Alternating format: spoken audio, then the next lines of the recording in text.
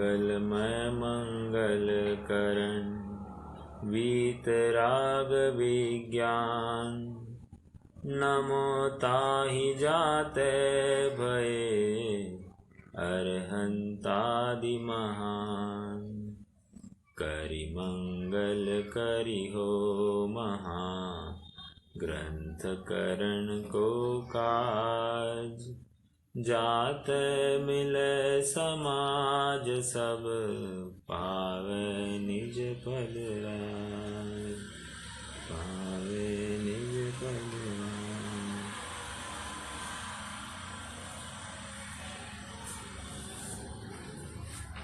जिसने दूसरे की आईडी के नाम पर अपना फोटो लगाया है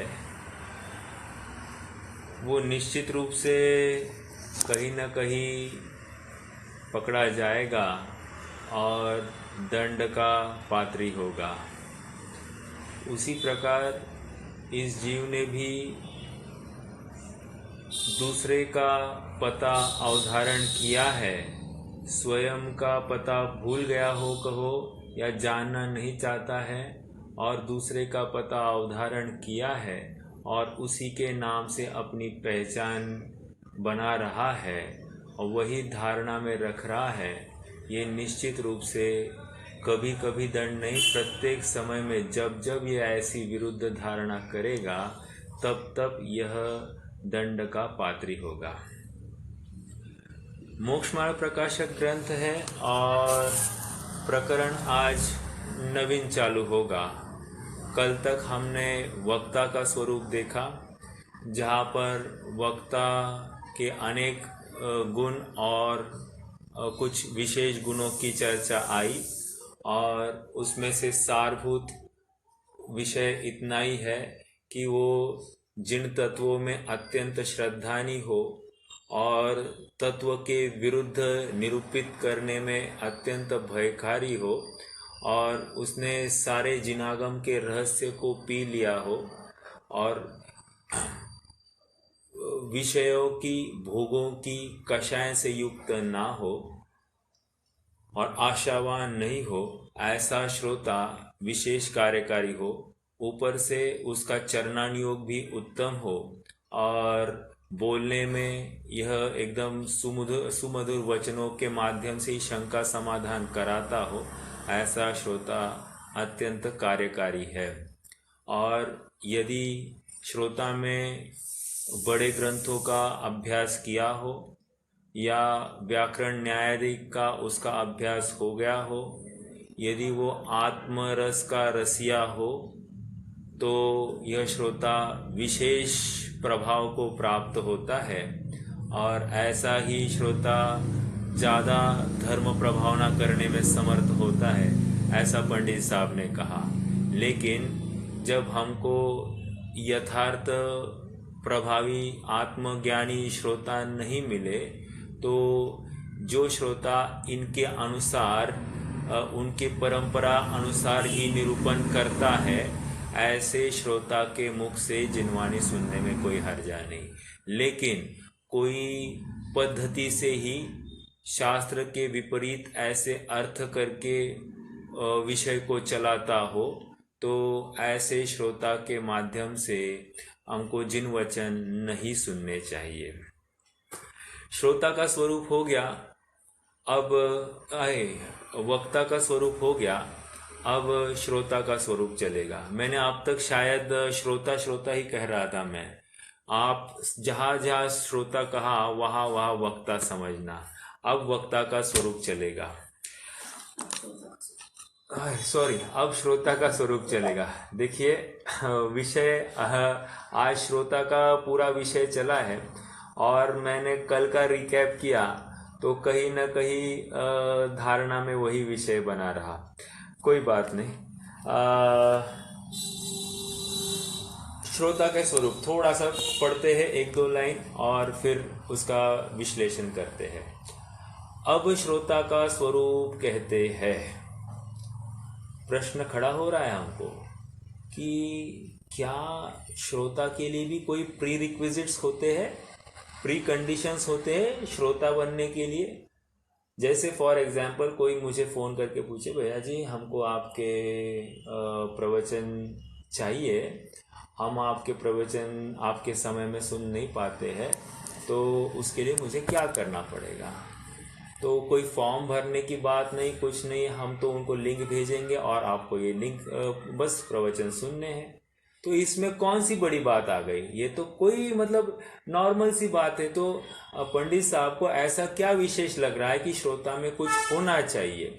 तो आइए हम फिर से विचार करते। पंडित साहब थोड़ा सा हमारे आगे विचार कर रहे हैं और कुछ विशेष बात कर रहे हैं जिसमें निश्चित रूप से श्रोता का हित दिखाई दे रहा है, या फिर उनके सामने जो कोई श्रोतागण बैठते होंगे उनको उन्होंने उनका अभ्यास करके उन्होंने जो मर्म निकाला और कौन श्रोता आगे बढ़ गया कौन पीछे रह गया इसका भी उन्होंने चिंतन किया होगा, और उसके बल स्वरूप उन्होंने ये प्रकरण यहाँ पर लिखा है। तो क्या कह रहे हैं कि सबसे अब श्रोता का स्वरूप कहते हैं, भली होनहार है इसलिए जिस जीव को ऐसा विचार आता है कि मैं कौन हूं। इतना ही करेंगे। क्या कह रहे हैं, भली होनहार है इसलिए। हमको भली होनहार कहाँ दिखाई देती है, लेट अस अंडरस्टैंड। बच्चा अगर बहुत पढ़ेगा, अच्छा सीए डॉक्टर इंजीनियर कुछ बनेगा, तो हमको भली होनहार दिखती है। बच्चा ज़्यादा शार्प होगा, थोड़ा सा सामने वाले को घुमाने में समर्थ होगा, तो कहता है ये भली होनहार वाला है, ये अच्छे पैसे कमाएगा। तो हमको विषय कषाय में प्रवृत्त जीव ही हमको ये भली होनहार वाला दिखाई देता है। लेकिन पंडित साहब को यहाँ पर कहना है कि भली होनहार उसी की होगी जिसे जिन वचन पढ़ने या सुनने की तीव्र उत्कंठा जागृत हो गई हो। मतलब हमारी और उनकी सोच को मैच करना है, क्योंकि हम जो भली होनहार जिसको कहते हैं पंडित साहब उसके विपरीत ही भली होनहार कह रहे हैं। जैसे मान लीजिए कि अभी कोरोना का प्रकोप है और हम कहीं बाहर निकल नहीं पा रहे हैं, तो हम कहते हैं कि हमारा दुर्भाग्य है कि हम कहीं जा नहीं सकते। कोई स्त्री होगी वो कहेगी हमारे मैके नहीं जा सकते, कोई कहेगा हम शादी में नहीं जा सकते, आदि आदि हमारा दुर्भाग्य है कह रहे हैं।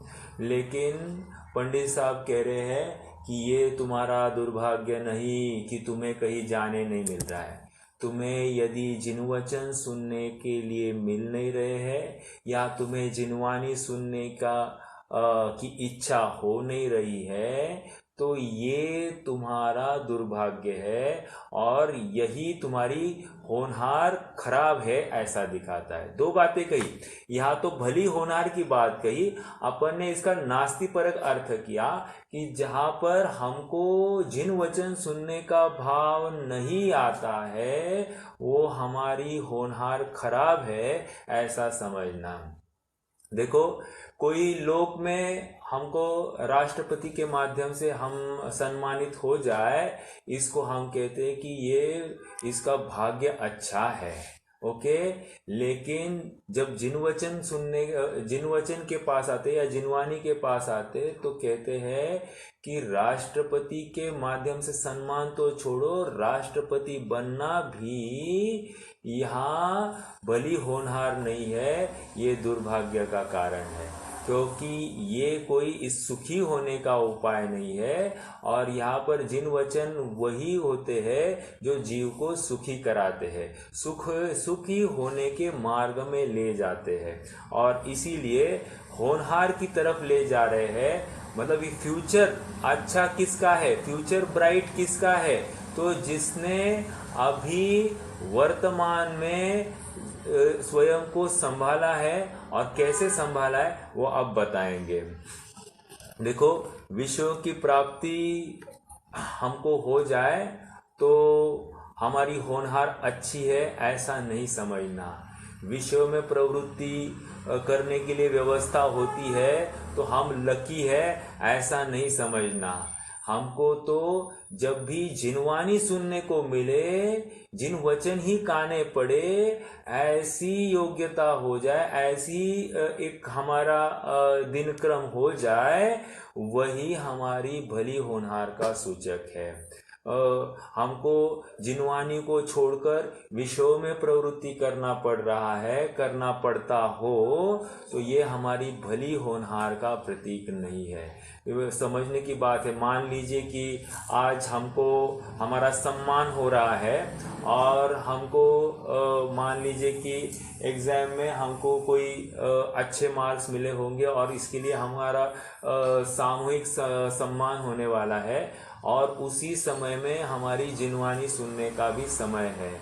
यदि हमें वो समारोह में जाने का भाव ज़्यादा प्रेरित करता है और जिनवानी सुन को हम गौन करते हैं, तो कह रहे हैं कि भाई तुम्हारी ये भली होनहार नहीं है, तुम्हारी होनहार खराब है, क्योंकि तुम्हें जिनवानी जिन वचन इष्ट भाषित नहीं हुए हैं। समझ में आ रहा है? भली होनहार किसको कह रहे हैं पंडित साहब, इसको समझने की बहुत ज़रूरत है। आज तक हमको विषयों में ही प्रवृत्ति होती रही और आज अब जिनवानी सुनने का अवसर मिल गया है और उस समय में भी जिनवानी समझ में नहीं आ रही है या अरुचि भाव हो गया है, तो भी हमारी भली होनहार नहीं है। कितने ही जीव ऐसे होते हैं कि बस जिनवानी यहाँ पर चालू हो गई और यहाँ पर जीव सो जाता है, सोता है। समझ में आया? यह श्रोता का स्वरूप है, लेकिन जो श्रोता बनकर आया है वो सोता हुआ दिखाई देता है। या फिर आप यूं कहो कि एक होता है सरोटा। What is सरोता?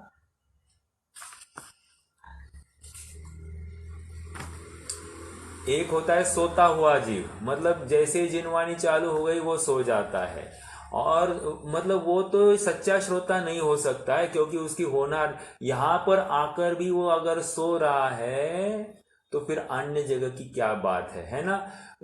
वो अन्य क्षेत्रे कृतम पापम धर्म क्षेत्रे विनश्यति, धर्म क्षेत्रे कृतम पापम वज्रलेपो भविष्यति। और ये वज्रलेप को प्राप्त होता है।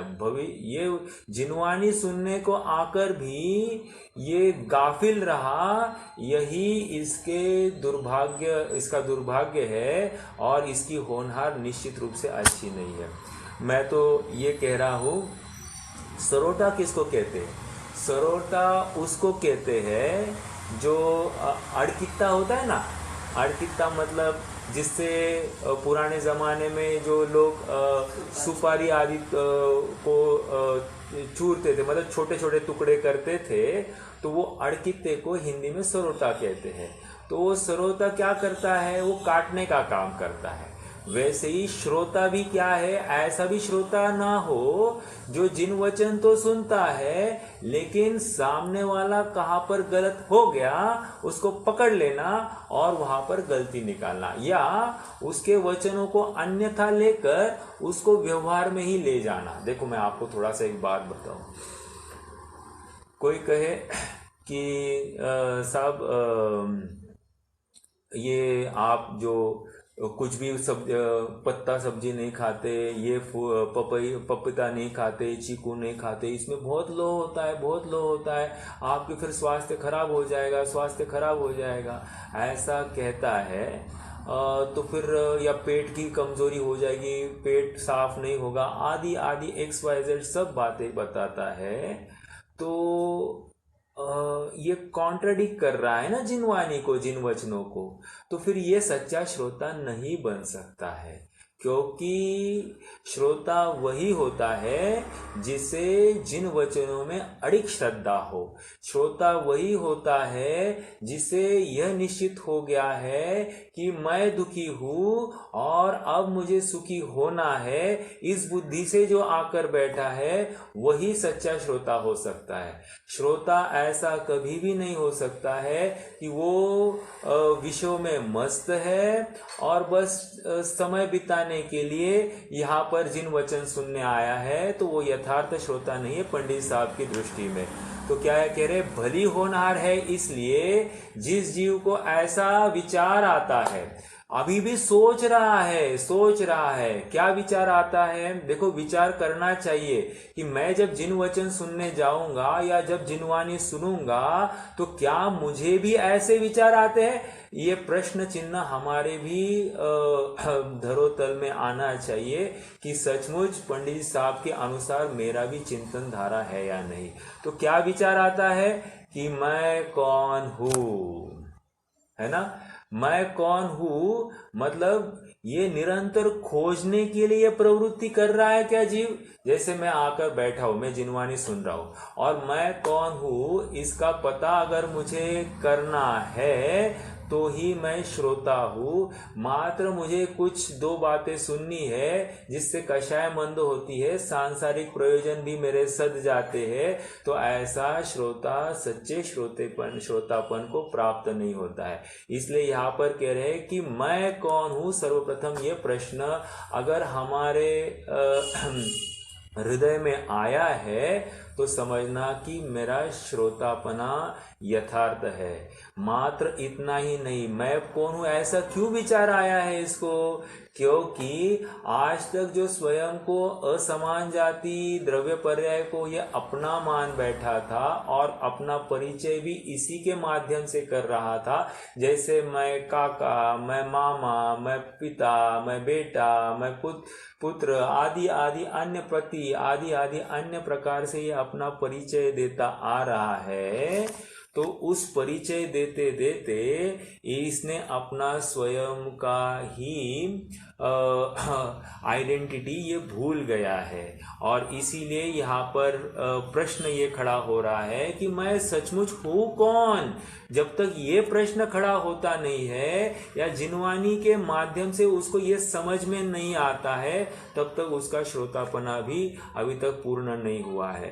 तो मैं कौन हूँ, क्या मैं ये शरीर हूँ, क्या मैं ये डॉक्टर हूँ, क्या मैं इंजीनियर हूँ, क्या मैं एक घर का मालिक हूँ, क्या मैं खेती का मालिक हूँ, आदि आदि जो कोई क्या किसी संस्थान का मैं ट्रस्टी हूँ, आदि आदि जितने भी विषय है, क्या मैं ये हूँ। ऐसा प्रश्न जब तक किसी को नहीं होता है तब तक ये मैं कौन हूँ ऐसा इसको यथार्थ निर्णय नहीं हुआ है। समझ में आया। तो वो श्रोतापने को प्राप्त नहीं। तो पहली बात, पहला कंडीशन ये लगा रहे, पहली प्री रिक्विजिट ये है कि मैं कौन हूँ ऐसा विचार करके ही ये जिनवाणी सुनने के लिए बैठे।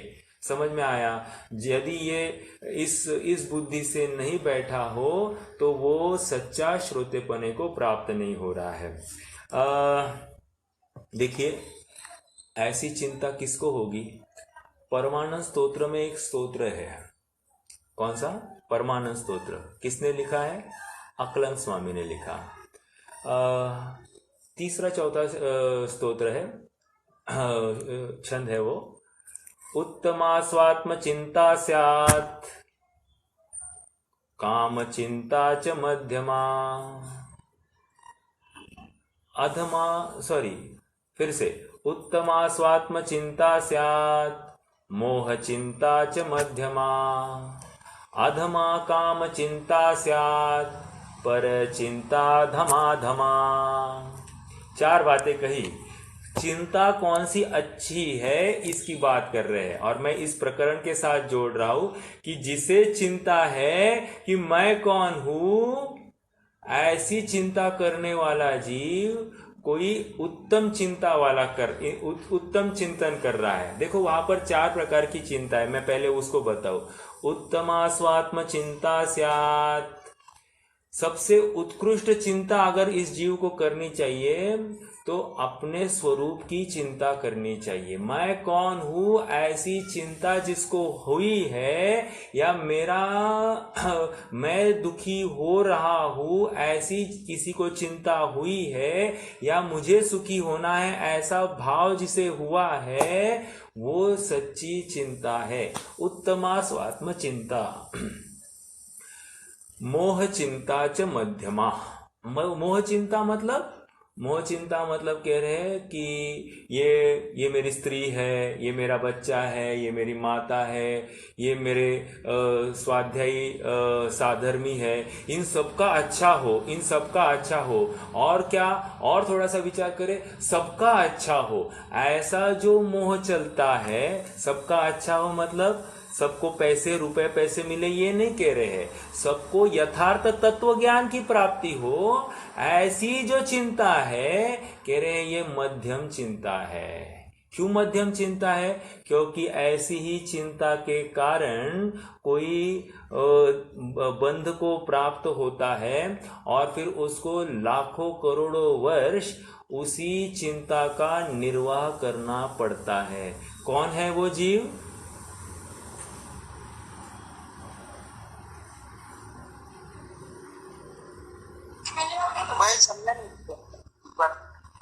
मैंने ये कहा कि पर की चिंता करना अर्थात सबको तत्व ज्ञान की प्राप्ति होवे, ऐसी जो चिंता करता है, ऐसा जीव उसके फल में, क्योंकि चिंता किए तो बंध तो होगा, और बंध होगा तो वो उसका फल तो निश्चित मिलेगा। तो ऐसा कौन जीव है जिसको हजारों लाखों वर्ष तक सबकी चिंता करते बैठना पड़ता है, अर्थात सबको यथार्थ मार्ग बताना पड़ता है?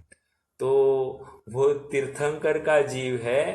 तीर्थंकर प्रकृति इसी विकल्प के माध्यम से बनती है कि सभी जगत के जीवों को तत्व ज्ञान की प्राप्ति हो, और उसी फल स्वरूप उनको लाखों करोड़ों वर्ष वहां पर जिनवानी का प्ररूपण करना पड़ता है। ओके, कहने की बात इतनी है, ये चिंता भी मध्यम चिंता है। इसलिए जिन भावों से हमको तीर्थंकर प्रकृति बंधती है, वे भाव भी दुख रूप है, ऐसा कहा जा रहा है। समझ में आया? मध्यमा का मोह चिंता, ठीक है। हाँ बोलिए। देह चिंता ऐसा भी पाठांतर है क्या? देह चिंता च मध्यमा। देह चिंता है। एक मिनट देखो तो जरा, चेक करना पड़ेगा। मैंने तो रिकॉल किया है, हो भी सकता है देह चिंता च मध्यमा, लेकिन देव चिंता भी है। अच्छा, वो भी है, ऐसा श्रेयांश है कह रहे, हो सकता है। यहाँ पर नीचे नीचे है, उनको कहना। तीसरी चिंता अधमा काम चिंता से। हाँ रोहित भैया, प्रश्न है क्या आपका? ये मध्यम चिंता मुनिराज या इनको भी हो सकती है ना? हाँ, हर किसी, देखो चौथे गुणस्थान से ऊपर किसी को भी हो सकती है। यह देह चिंता है। अच्छा, इसमें और दूसरा बुक लेके आओ ना, वो नीचे वाला क्या है यहाँ पर? हाँ, देह चिंता च मध्यमा अधमा काम चिंता स्यात् पर चिंता धमाधमा। ठीक है, देह चिंता यहाँ पर आया है, सुप्रभात में तो यही आया है। मैंने तो दूसरा सुना है, पढ़ा है, इसलिए मैं थोड़ा सा ये हुआ। लाओ इधर, लाओ इधर, लाओ।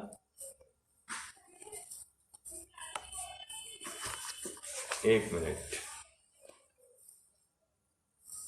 हाँ, ये जो बृहत आध्यात्मिक पाठ संग्रह है, उसमें उत्तमा स्वात्म चिंता स्यात् मोह चिंता च मध्यमा, वहां पर मोह चिंता को मध्यमा कहा है। तो देह प्रति मोह कहो या लौकिक जनों के प्रति मोह कहो, ये लगभग एक ही बात यहाँ पर घटित कर लेनी चाहिए। ठीक है। तीसरी चिंता क्या थी? तीसरी चिंता अधमा काम चिंता स्यात्। काम चिंता मतलब विषय की चिंता, मुझे रुपए पैसे मिले, सबको रुपए पैसे मिले, सबका लाभ हो। हेलो भैया। हाँ बोलिए बोलिए। ये आपने कहा कि वो मोह चिंता समझो तीर्थंकर के जीव की रहती, फिर वो देह चिंता भी कैसे तीर्थंकर की हो गई? देह चिंता का अर्थ सबको देह चिंता ऐसा लगा। अच्छा, ठीक है, उसका थोड़ा सा अर्थ अलग भी हो जाएगा कि देह चिंता जब कहते हैं तो मेरे इंद्रिया ठीक रहे तो फिर मैं तत्व निर्णय में लग जाऊं, इस प्रकार। लेकिन वो तो फिर तीसरे चिंता में जाएगी। देह चिंता अभी कैसे लगाएंगे इसमें? मोह के साथ ये कैसा है, वही बोल रहा था। चिंता बोले तो मिथ्यात्व ही हो जाएगा ना भैया। ना ना हाँ वही बोल रहा हूँ। ना ना ना ना ना, देखो आप थोड़ा सा विचार करना। सम्यक दृष्टि जीव भी अच्छा खाता पीता है, वो भी अपना यथा योग्य ख्याल रखता है, यथा योग्य दवाई लेने का भी यत्न करता है, ऐसा हो, और यथा योग्य वो विह्वल भी होता है। प्रतिकूलता में होता है, राम आदि क्या हुए हैं, प्रतिकूलता आई है, वियोग हुआ है संयोगों का, तो अत्यंत विह्वल होते हुए दिखाई दे है, और क्षायिक सम्यक दृष्टि है। तो इसका मतलब हम ये नहीं लगा सकते कि इमीडिएटली मिथ्या दृष्टि हो गए। श्रद्धान यथार्थ होते हुए भी चारित्र मोह तीव्र होगा तो ऐसा कार्य होता हुआ दिखाई देता है। तो ये बैठता नहीं है। देह चिंता अर्थात सभी जीव का स्वास्थ्य अच्छा रहे, सो तत्व ज्ञान में प्रवृत्ति हो, इस प्रकार से लगा सकते हैं तो लगा दीजिए। लेकिन फिर भी ये थोड़ा सा ठीक नहीं ही बैठ रहा है। आप तो थोड़ा सा मोह की तरफ से लगाइए, क्योंकि मोह के रूप में अच्छे से बैठ रही है बात। ओके, तीसरी बात क्या? परमानंद स्तोत्र मध्ये मोहचिंता चालय. हाँ, अजून एक ठीक नाही, त्याचं एक पाठांतर पण मिळतं आहे की देह चिंताचे मध्यमा, असं पाठांतर पण मिळतं आहे। हे सुप्रभात माझ्याकडे आहे, त्याच्यात देह चिंता आहे, आणि एक माझ्याकडे दुसरी कॉपी आहे, त्याच्यात मोह चिंता आहे। तर परमानंद स्तोत्र आहे माझ्याकडे, त्यात उत्तम हा स्वात्मचिंता, उत्तम हा स्वात्मचिंताशात मोहचिंताच्या मध्यमा, बरोबर, अधमा कर्मचिंताशात परचिंता अधमा। हा बरोबर, जास्त करून तेच योग्य बसते। पण पाठांतर आहे कशात, तर ते त्याप्रमाणेच, कारण मी आधी सांगताना आधी मोहचिंता सांगितलं, पण मुकेश भैयांनी सुप्रभात बघितलं असेल, त्यांना त्याच्यात देहचिंता सापडला। ठीक है, काय हरकत नहीं।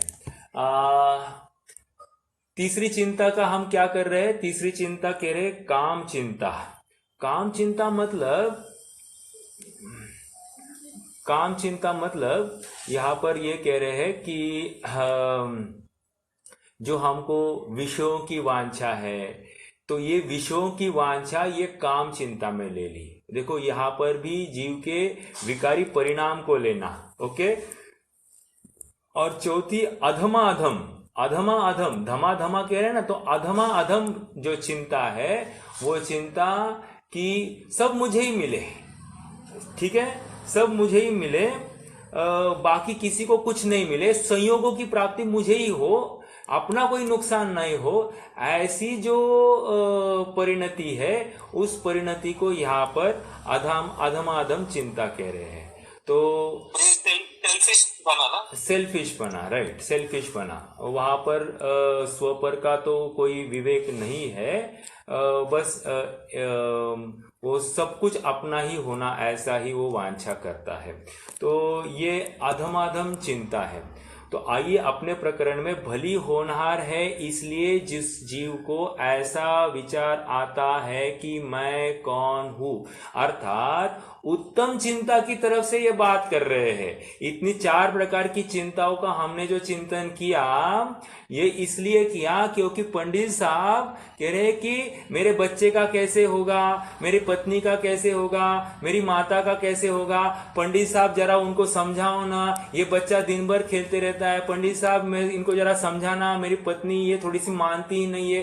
पंडित साहब इनको समझाना, मेरी माता जी को समझाना, ये बहुत ही अविवेक करती है, कुछ भी विवेक नहीं रखती है, आदि आदि जो कोई बातें हैं, ये दूसरों को समझाना चाह रहा है। कह रहे हैं उत्तमा स्वात्म चिंता से। अरे भाई, तू जिनवानी का श्रोता बना है, तो सबसे पहले तुझे चिंता अपनी होनी चाहिए, ना कि पर की। तुम्हें पर की चिंता हो रही है, इसका मतलब तू गाफिल है, तुझे सुखी होने की वांछा नहीं है, तू प्राप्त पर्याय में तन्मय हो गया है और तूने स्वयं को मेरी पत्नी मेरे मेरे मेरे मेरे मेरे कर रहा है, ये इसी का प्रतीक है कि तू स्वयं को शरीर वाला मान रहा है। समझ में आ रहा है क्या?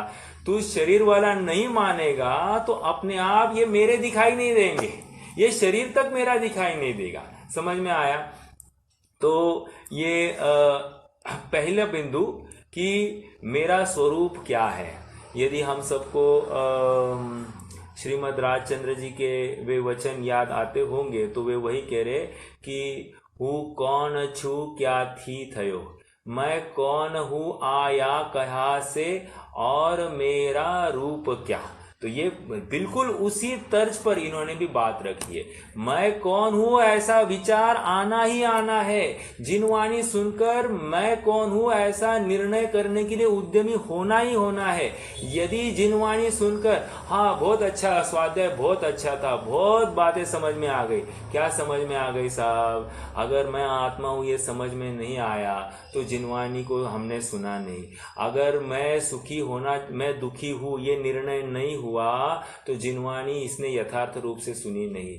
मैं सुखी हो सकता हूं, आत्मा के आश्रय से हो सकता हूं, ऐसा निर्णय जब तक नहीं हुआ तब तक इसने जिनवाणी यथार्थ रूप से सुनी नहीं, अर्थात ये श्रोता ही नहीं बना है। ये कह रहे हैं पंडित साहब, मतलब हमको श्रोता बनना आया नहीं। ओके, देखो शायद आगे भी अपन चर्चा कर सकते, लेकिन 10 प्रकार के श्रोताओं की चर्चा आई है। तत्वार सूत्र में 10 प्रकार के श्रोताओं की चर्चा आई है। मतलब कोई तोते जैसा होता है, कोई बिलाव जैसा श्रोता होता है, ऐसे अनेक अनेक प्रकार के श्रोता बताए हैं वहां पर। आइए, लेकिन अभी तो वो प्रकरण नहीं है, अपन अगर योग मिला तो हम वो भी पढ़ेंगे, लेकिन अपना रत्नकण शावकाचार वैसे चलता है तो उसमें शायद आ जाएगी बात। दूसरा बिंदु लेते, मैं कौन हूं, सबसे पहले ये विचार आया। ओके, दूसरा बिंदु, यह चरित्र यह मेरा क्या स्वरूप है। मतलब मैं कौन हूं, मतलब मैं जीव हूं, शरीर वाला हूं, पिता हूं, माता हूं, या फिर कोई डायरेक्टर हूं, क्या कोई दुकान का मालिक हूं, इंजीनियर हूं, डॉक्टर हूं क्या? तो कह रहे हैं ये तो एक बात हो गई। दूसरी बात कह रहे हैं मेरा स्वरूप क्या है। मेरा स्वरूप क्या है मतलब क्या कि मेरा काम क्या है, मैं काम क्या करता हूँ। मैं बच्चों को खाना खिलाता पिलाता हूँ, मैं रुपए पैसे कमाता हूँ, मैं उनके विषयों की व्यवस्था करता हूँ, मैं उनको बहुत अच्छे मार्क्स लाने में प्रेरित करता हूँ, मैं उनको बराबर गलत होने पर डांटता हूँ, मैं सबको अनुशासन में रखता हूँ। क्या ये मेरा स्वरूप है? तो ये विचार करता है, नहीं कह रहे तेरा स्वरूप तो जानन देखन है। तू तो मात्र जानन हारा है और तू जानन देखन वाला, ये तेरा स्वरूप है। तो ये विचार किसका हो रहा है? जीव तत्व का हो रहा है। और साइमल्टेनियसली नास्ति परक ये अजीव तत्व का भी चिंतन हो रहा है। मतलब दोनों निर्णय हो रहे हैं इसमें। आप देखना उनकी थॉट प्रोसेस को देखना कि उन्होंने जीव तत्व को भी खड़ा किया। मैं कौन हूं? जीव तत्व। ये स्वरूप, इसका क्या स्वरूप है? जानन देखन, जीव तत्व की विशेषता। ओके, आगे देखो, यह चारित्र कैसे बन रहा है। यह चारित्र कैसे बन रहा है मतलब इसके 2 एंगल्स है, 2 पर्सपेक्टिव है। एक तो शरीर आश्रित चारित्र नहीं, चरित्र है ना, नहीं चारित्र ही कह रहे हैं, चारित्र। एक तो शरीर आश्रित चारित्र, यहाँ चारित्र लिखा है। अच्छा देखो, बुक में तो लिखा है चरित्र और यहाँ पर सॉफ्ट कॉपी में लिखा है चारित्र। हाँ, चारित्र ही लिखा है, नजर में थोड़ी कमी भी हो सकती है, चारित्र ही है। तो क्या कह रहे हैं? चारित्र को मैं आपको थोड़ा सा विषय समझाता हूँ। यहाँ पर कह रहे शरीर आश्रित चारित्र और आत्मा आश्रित चारित्र। व्हाट इज शरीर आश्रित चारित्र? खाना पीना ये मेरा चरित्र है क्या, या ये शरीर देह को पुष्ट करना उसको यथार्थ हो रहा है, ऐसा कोई मेरा चरित्र है क्या, ये शरीर के जो बाल झड़ रहे हैं या बाल सफ़ेद हो रहे हैं या स्किन पर झुर्रियाँ आ रही है या फिर सर में दर्द है, पेट में दर्द है, कान में दर्द है, आंखों से कम दिखाई दे रहा है, ये चरित्र कैसे बन रहा है, उसको प्रश्न चिन्ह हुआ है। इसको कौन कंट्रोल कर रहा है, ये चरित्र अपने आप हुआ है क्या, ये इसका विचार कर रहा है। ओके, ये एक बात। और जीव आश्रित चरित्र क्या है, ये मुझे खाने के परिणाम, ये मुझे सुंदर दिखने के परिणाम, ये मुझे बोलने के परिणाम, ये मुझे सुनने के परिणाम, ये मेरे बैठने के परिणाम, ये मेरे खेलने के परिणाम, मेरे भागने के परिणाम, आदि आदि जितने भी परिणाम हो रहे हैं, ये भी चरित्र कैसे बन रहा है। ये दो बातों की तरफ उनका संकेत है। और ये बात जाती है आश्रव बंध तत्व की तरफ। समझ में आ रहा है ये चरित्र कैसे बन रहा है, ये और ये मेरे भाव होते हैं। अब चौथा बिंदु क्या है, ये मेरे भाव होते हैं, उनका क्या फल होगा। पहला तो आश्रव हो गया चरित्र, और इन भावों को लेकर मुझे क्या फल मिलने वाला है। देखो, एक पंडित रतनचंद जी भारिल, बड़े दादा भी कहते हैं उनको, उनकी एक किताब है कि इन भावों का फल क्या। मतलब प्रत्येक समय में ये जीव कोई ना कोई भाव करता है और उन भावों का निश्चित रूप से उसको फल मिलना ही मिलना है। हमेशा एक उदाहरण दिया जाता है विद्वानों द्वारा कि हम रास्ते से चल रहे हैं, गाड़ी से चल रहे हैं और राइट साइड में एक थिएटर है और लेफ्ट साइड में मंदिर है, हमको कौन सी तरफ देखना चाहिए। प्रश्न है मेरा आपसे, प्रश्न ये है कि मैं रास्ते से चल रहा हूँ गाड़ी पर और राइट साइड में थिएटर है और बहुत बड़ा बैनर लगा है और लेफ्ट साइड में वहां पर एक मंदिर है, मुझे किस तरफ देखना चाहिए।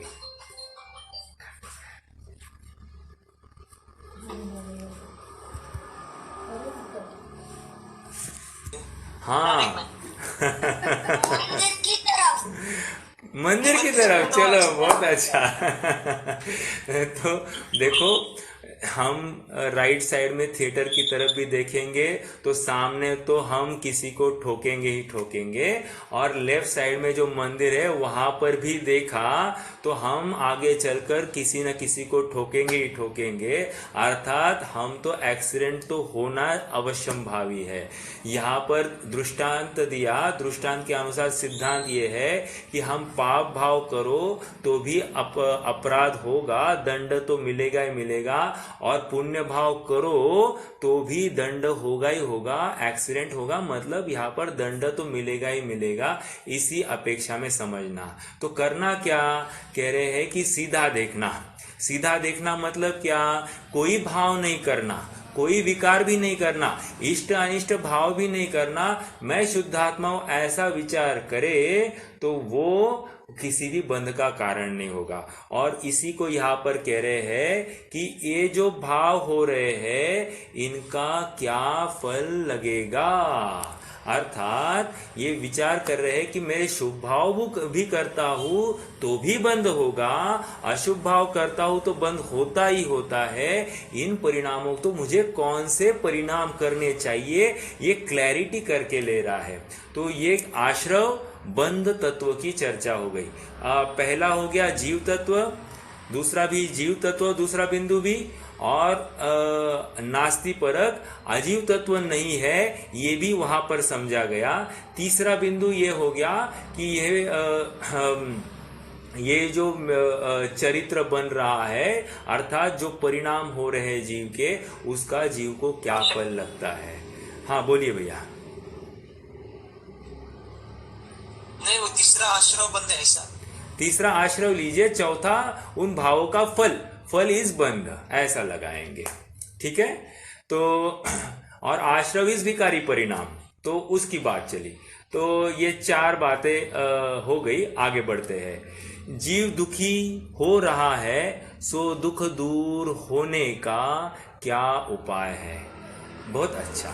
अब देखो, इसका पहले उदाहरण देता हूं और फिर देखो, जीव को रोग हुआ है तो रोग दूर करने का उपाय क्या?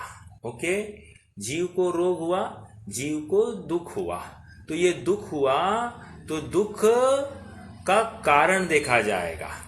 अगेन, रोग हुआ तो रोग का कारण देखा जाता है, और रोग के अभाव का बोलिए, यहां की शब्द में उपाय होगा। उपाय देखो, फिर से यहां पर सेंटेंस पढ़िए। जीव दुखी हो रहा है, सो दुख दूर होने का क्या उपाय है? ओके, जीव दुखी हो रहा है तो वह कारण देखा जाएगा, और जीव को सुखी होना है तो उसका उपाय देखा जाएगा। जैसे जीव को रोग हुआ है, रोग का कारण देखा जाएगा। जैसे कोई कहे कि मुझे कैंसर हो गया है, तो कैंसर होने का कारण पहले देखा जाएगा कि तुमने बहुत अनाप शनाप कोई बाजारू वस्तुएं जिसमें रंग भरे हुए होते हैं, ऐसी वस्तुएं तुमने खाई होगी, तो इसको लेकर तुमको कैंसर हो गया।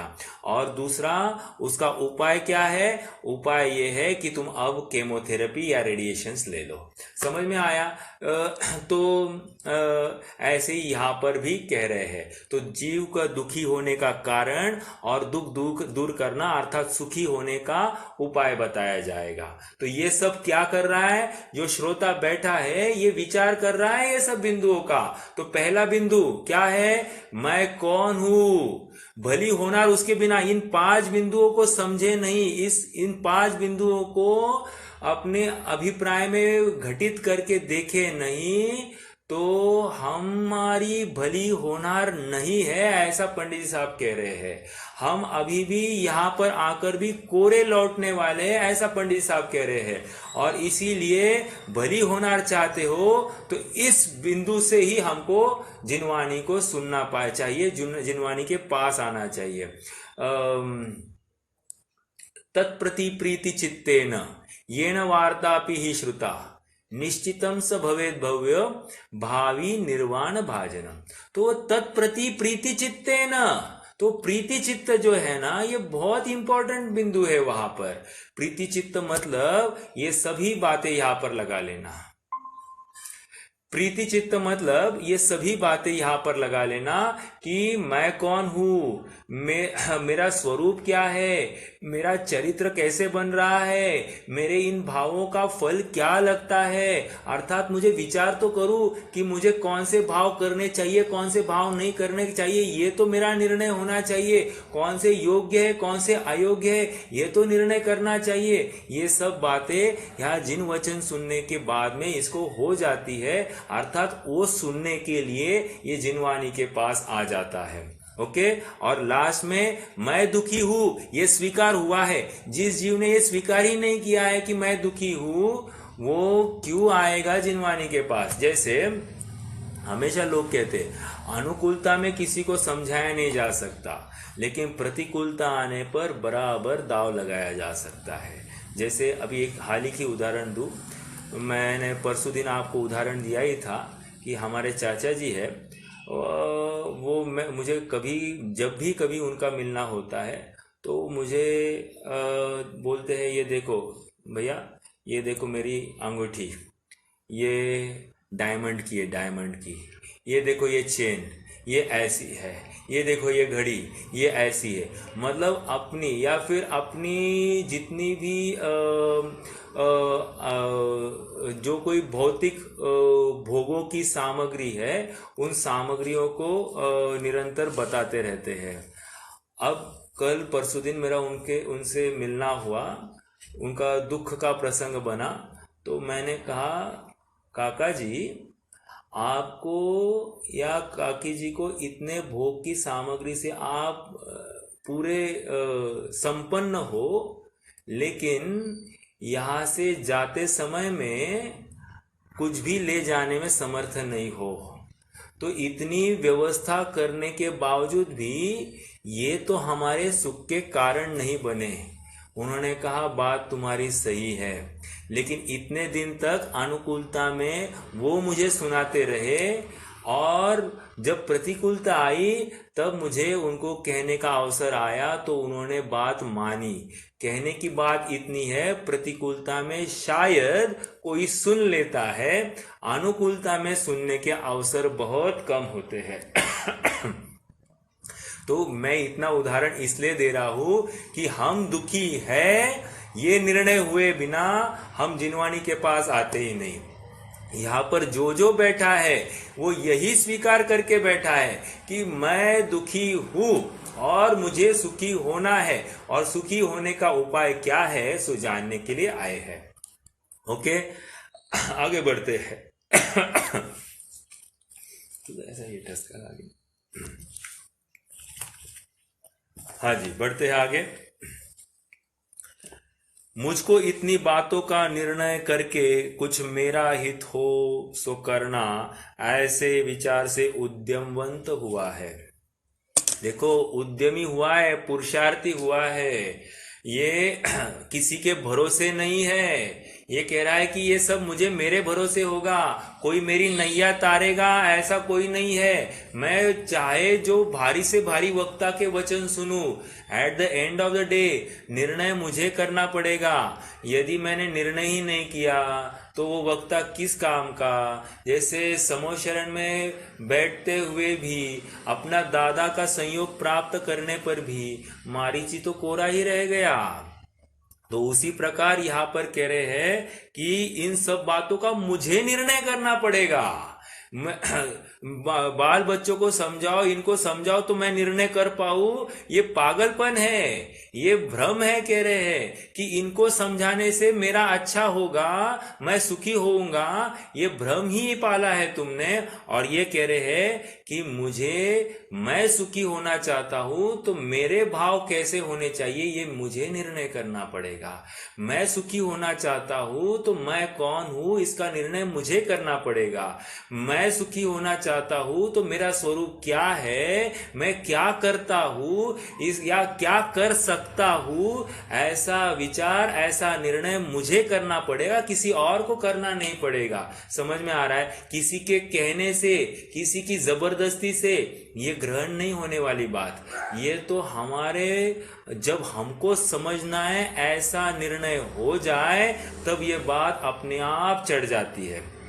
इसलिए वक्ता कितना बढ़िया है इसको कोई फर्क नहीं पड़ता है, हमारा डेडिकेशन, हमारा समर्पण कितना है, हमारा प्रीतिभाव, हमारी रुचि उस वचन के प्रति कितनी है, ये डिसाइड करती है कि हम कहाँ पहुंचने वाले हैं। हमारी होनहार अच्छी है या बुरी है, ये हमारी रुचि डिसाइड करती है, दूसरे का कुछ भी नहीं। चाहे लाख संकट हो, लेकिन लाख संकट होते हुए भी हमको कैसे फील करना है ये पूरा हमारे अधीन है, हमारी स्वाधीनता है, और जिनवानी हमको उसी का मार्ग दिखाती है।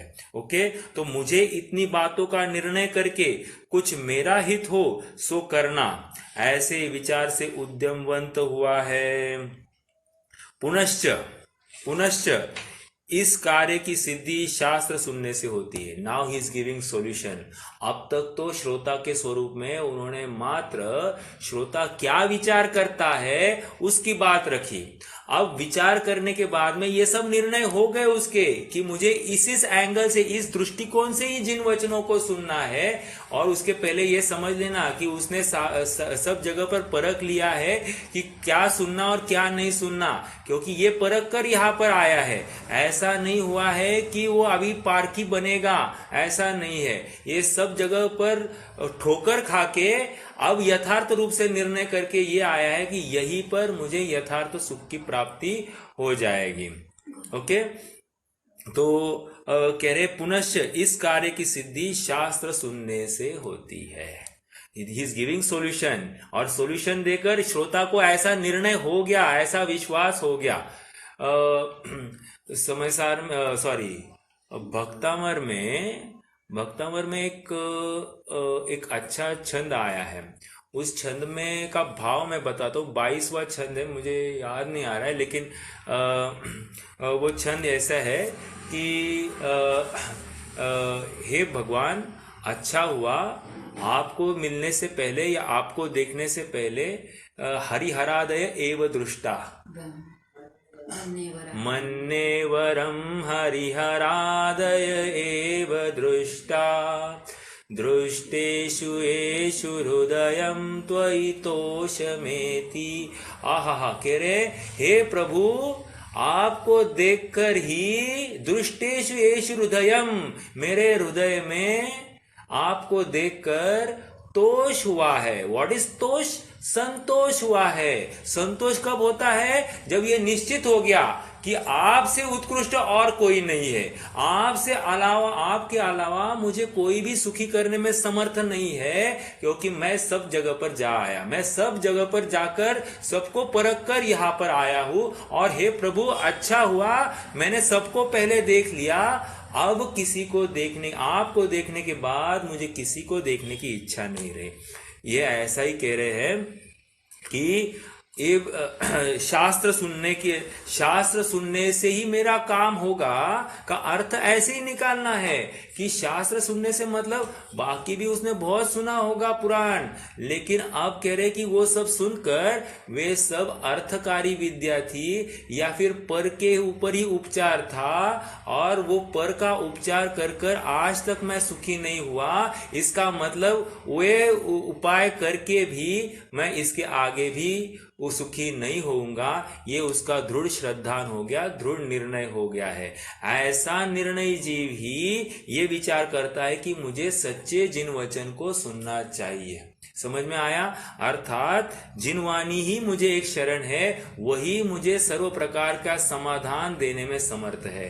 यदि कोई मुझे उपाय शरीर का दिखाता है, कोई मुझे उपाय घर में वास्तु संबंधी दिखाता है, तो कह रहे हैं उपाय बाहर नहीं है, उपाय तेरे परिणामों में है। तुम्हारे परिणाम सुधरेंगे तो अपने आप बाहर की सब चीजें ठीक होने लगती है, क्योंकि सचमुच बाहर की चीजें हमको सुखी दुखी करती ही नहीं है। दुखी और सुखी तो हम अपने इष्ट अनिष्ट कल्पनाओं के बल पर होते हैं, और फिर हम इष्ट अनिष्ट कल्पना तो हम स्वयं ही तो करते हैं। तो उपाय भी हमारे परिणामों को सुधारने का ही करना चाहिए, और ये उपाय जिन वचनों को समझने से ही होता है, मेरा स्वरूप समझने से होता है। मैं कौन हूँ? क्या आत्मा ये करता है? मैं जो हूँ सो ये कर सकता हूँ क्या? मैं जो हूँ सो खा सकता हूँ क्या?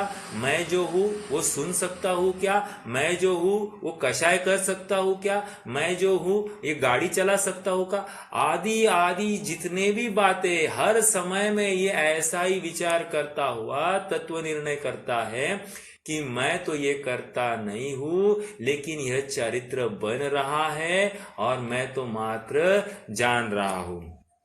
पुनश्च इस कार्य की सिद्धि शास्त्र सुनने से होती है, ऐसा जानकर अति प्रीति पूर्वक, अंडरलाइन द वर्ड अति प्रीति पूर्वक, नॉट ओनली मरे मन से सुनता है, नहीं सोता सोता सुनता है, चलो टाइम पास है, कुछ नहीं हो रहा है तो यहीं पे बैठ जाते हैं, अब क्या करें लॉकडाउन है, कहीं जाना नहीं है तो चलो जिनवानी ही सुन लेते, थोड़ा सा अपने काने पड़ेगी बात तो कुछ तो मन पुण्य भाव होगा, तो अपने को कुछ नहीं होगा पाप का उदय, ऐसा सोच कर नहीं आया है। प्रीति पूर्वक शास्त्र सुनता है, कुछ पूछना हो सो पूछता है। अब वन थिंग इज पूछना, सुनना, वाचना और सुनना एकार्थवाची। स्वाध्याय के 5 अंग बताए हैं, आप सबको पता होंगे। वहां पर स्वाध्याय तप है ना, तो उसमें वाचना, पूछना, अनुप्रेक्षा, अमनाय और धर्मोपदेश 5 दिए हैं। कौन से? वाचना, पूछना, अनुप्रेक्षा, अमनाय और धर्मोपदेश। यहाँ पर पहला सुनना है, सुनना और वाचना एकार्थवाची है। ठीक है, सुनना और वाचना एकार्थवाची है, क्योंकि हम वाचना जिनवाणी पढ़े या किसी की सुने, ये दोनों एकार्थवाची ही कह रहे हैं, क्योंकि वही बात आने वाली, अन्य तो बात नहीं है। तो कह रहे हैं इन कार्य पुरुष इस कार्य की सिद्धि शास्त्र सुनने से होती है, ऐसा जानकर प्रीतिपूर्वक शास्त्र सुनता है, कुछ पूछना हो सो पूछता है। सेकेंड पॉइंट कह रहे हैं वाचना और पूछना। बंद करो, पास आ गए। अरे लाइट ने, हाँ निकाला। तो पूछना हो गया, मतलब कोई प्रश्न हो तो बिल्कुल वो एकदम मीठे स्वर में ये पूछता है, प्रश्न करता है। आगे बढ़ते हैं। ऐसा जानकर अति प्रिय, हाँ कुछ पूछना हो तो पूछता है, तथा गुरुओं के कहे अर्थ को अपने अंतरंग में बार बार विचारता है। Again underline this, very very important. मतलब देखो, श्रोता का स्वरूप कह रहे, श्रोता कैसा होना चाहिए, मात्र सुना और ये बस अभी काम में चल गया, ऐसा नहीं होगा। अब ये कह रहे कि गुरुओं ने जो कहा है वो फिर से उसका विचार करता है।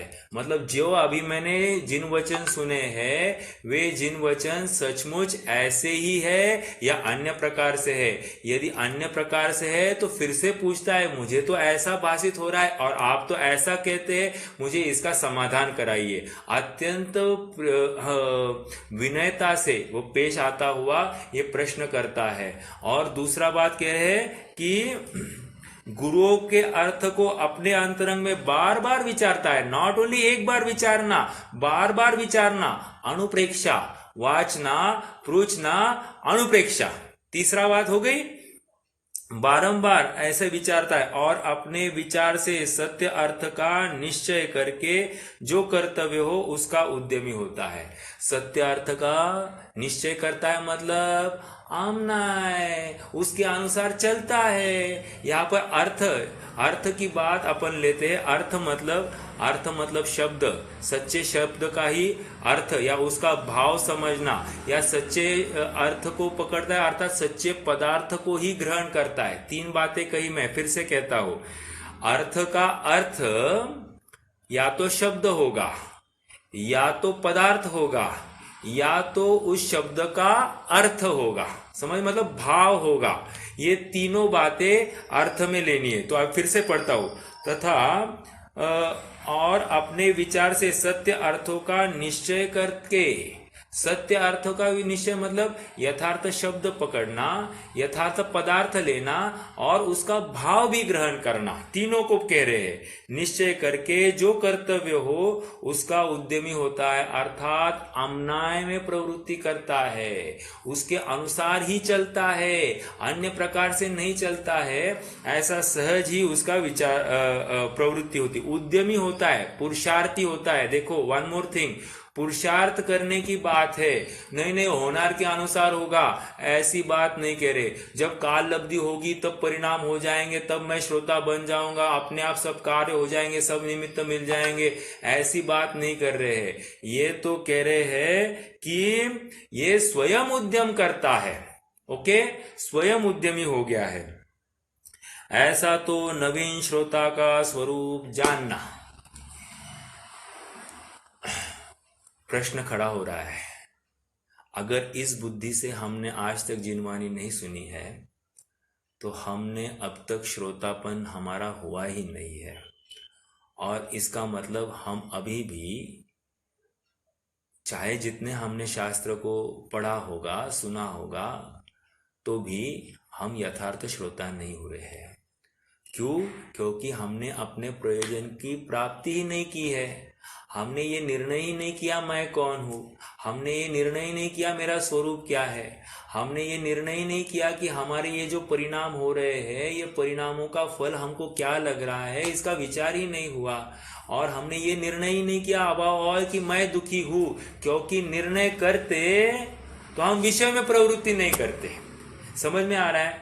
आज विषयों में प्रवृत्ति है, विषयों में रुचि है, ये उसी का परिचायक है, उसी का प्रतिपादक है कि हमको निर्णय नहीं हुआ है कि हम दुखी है। जिस दिन हमको लगे कि हाँ मैं दुखी हूं और मुझे सुखी होना है, फिर उस दिन उसको कोई समझाने नहीं बैठेगा, वो स्वयं समझ जाएगा और फटाफट अपना कार्य करने के लिए बैठ जाएगा, एकांत ढूंढेगा। फिर समूह, विषय, कषाय या अपने सगे संबंधी, इनको नहीं ढूंढते बैठेगा, ये एकांत ढूंढेगा उस दिन। याद रखना इस बात को, ओके। और बहुत ही मार्मिक चिंतन है इसमें। अपने पास समय बहुत अल्प है और विषय को भी फास्ट ले जाना है। एक पैराग्राफ एक दिन में ये स्पीड तो कार्यकारी नहीं है, लेकिन कुछ कुछ बिंदु अत्यंत मार्मिक होते हैं और कहीं न कहीं अपना उद्धार भी उन बिंदुओं के विवेचन के माध्यम से हो सकता है। इसीलिए थोड़ा सा उसके ऊपर फोकस करना पड़ता है, क्योंकि हम सब श्रोता है ही और कहीं न कहीं हम भी सुखी होना चाहते हैं, तो ये हमारे ही प्रयोजन की बातें इसमें छिपी हुई है, इसलिए इसके ऊपर थोड़ा ज्यादा फोकस, ओके। ऐसा तो नवीन श्रोता का स्वरूप होता है। जैसे वो विचार करेगा, एक एग्जाम्पल दूं, परद्रव्य दुख का कारण नहीं है, यह वारंवार विचार करना। मैंने ऊपर की एक लाइन दे रहा हूं, जैसे उसने जिनवानी सुनी और जिनवानी में बात आई कि परद्रव्य तो दुख का कारण नहीं है, तुम दुख को प्राप्त होते हो, इसलिए आरोप परद्रव्य के ऊपर आता है। तो कहने की बात अब ये एकांत में आएगा, एकांत में आएगा। श्री गुरु के मुख से ये बात सुनी, अब एकांत में आकर ये विचार करेगा कि परद्रव्य तो दुख का कारण नहीं है। इसका मतलब ये मोबाइल खराब होना ये दुख का कारण नहीं, मुझे सोना चांदी नहीं मिलना ये दुख का कारण नहीं, मुझे विषय भोगों की प्राप्ति नहीं होना ये दुख का कारण नहीं, ये मुझे मिठाई आदि पकवान अच्छे अच्छे रसीले पकवान नहीं मिलना ये दुख का कारण नहीं। अच्छा, तो फिर दुख का कारण क्या है? तो श्री गुरु कह रहे हैं कि तुम्हारे कषाय भाव, तुम्हारे जो परिणाम है वो सचमुच दुख का कारण है। अच्छा, मतलब मैं ये जब मुझे इच्छा होती है, उनकी प्राप्ति के जो भाव होते हैं वो प्राप्ति का भाव सचमुच दुख का कारण है, और प्राप्ति नहीं हो तो मुझे दुख होता है, प्राप्ति हो तो थोड़ी सी कषाय मंद हो जाती, फिर भी वो सुख नहीं है, सुखाभास है। ऐसा विचार करता हुआ, ये निर्णय करता हुआ उद्यमी हुआ है। मतलब एक एक चीज में वो निर्णय करता है, आगे बढ़ता है, निर्णय करता है, आगे बढ़ता है। जैसे अभी पत्नी मेरे अनुकूल नहीं हो, तो पत्नी अनुकूल नहीं हो तो दिन रात वो पत्नी कैसे ठीक हो, कैसे ठीक हो, कैसे ठीक हो, कैसे ठीक हो, इसमें ही लगा रहेगा, तो अपने काम से चूक जाएगा। क्योंकि पत्नी अनुकूल करके ये सुखी नहीं होने वाला है। पत्नी के प्रति का जो राग है वो छोड़ के ये सुखी होने वाला है। समझ में आ रहा है क्या? ये सीधी सीधी बात यहाँ पर कह रहे। देखो, भाषा बहुत सरल है, कहना भी उससे भी ज्यादा सरल है, लेकिन अनादि का संस्कार उल्टा है और वो संस्कार के विरुद्ध हमको हमारा निर्णय करना है। वो संस्कार में जो धारणा में पड़ा है वो धारणा से तोड़कर हमको अब ये नवीन संस्कार डालना है। इसमें बहुत बड़ा पुरुषार्थ, इसलिए इसी को पुरुषार्थ कह रहे हैं। समझ में आया? जैसे आपको बताओ, मेरे मुख में नमक की डली है और अब मुझे कोई वस्तु को चखने के लिए दिया जाए, तो आप मुझे बताइए, मुझे स्वाद यथार्थ आएगा या अयथार्थ आएगा? निश्चित रूप से अयथार्थ आएगा। जैसे और एक एग्जाम्पल दूं कि मैंने अभी आंवला खाया, ओके, आंवला, ओहो, हाँ, चलिए कोई बात नहीं, आंवला खाया और आंवला खाकर मुझे ऐसा, मैंने थोड़ा सा पानी पिया, तो फिर आंवला खाने के बाद में जो कोई स्वाद आता है वो स्वाद कौन सा होता है? वो स्वाद आप मीठा कहोगे, लेकिन मैं एक्सपेक्ट ये कर रहा हूं कि ना वो आंवले का स्वाद है, ना वो पानी का स्वाद है, वो कोई तीसरा ही स्वाद है। समझ में आ रहा? मतलब विलक्षण स्वाद है। ये यही से यहाँ पर भी यही कह रहे हैं कि ये मैं स्वयं को शरीर वाला मानूं और मैं हूं तो जीव, दोनों की मिलकर कोई तो एक अलग ही तीसरा ही स्वाद बन रहा है, तीसरा ही कोई अलग प्रोडक्ट आ रहा है, और उन दोनों की मिली जुली सरकार को मैं जीव मान बैठ रहा हूं। तो ये मेरी विपरीत मान्यता है और यही मेरा भ्रम है। इसके फलस्वरूप ही मैं दुख को प्राप्त हो रहा हूं। जैसा मेरा स्वरूप है वैसा मैं विचार नहीं कर पा रहा हूं और जैसा नहीं है वैसा ही मैं निर्णय कर रहा हूं, और इसलिए मेरा उपचार भी जो है या मेरे उपाय भी जो है वे सारे विपरीत है, ऐसा यहाँ पर समझना चाहिए। ओके, तो ये बात यहाँ तक आ गई कि निश्चय करके जो कर्तव्य हो उसका उद्यमी होता है, ऐसा तो नवीन श्रोता का स्वरूप है। कोई प्रश्न है तो पूछ सकते हैं। आज के लिए फिर हम रुक जाएंगे, समय भी अपना हो गया है। कोई प्रश्न हो तो आप पूछिए। यहाँ पे वासना, तृष्णा, अनुप्रेक्षा, आमना है, और धर्मोपदेश में क्या लिया इधर? हाँ, धर्मोपदेश तक बात नहीं गई है। धर्मोपदेश में फिर वो वक्ता हो जाएगा, समझ में आ रहा है? फिर वो श्रोता नहीं रहेगा, फिर वो वक्ता के लेवल पर चला जाएगा। लेकिन श्रोता के लेवल पर ये चार बातें तो निश्चित रूप से आ जाती है। ओके, ठीक है भाई। हाँ जी, चलिए रुकेंगे, जिनवानी स्तुति करते हैं। निज निधि निज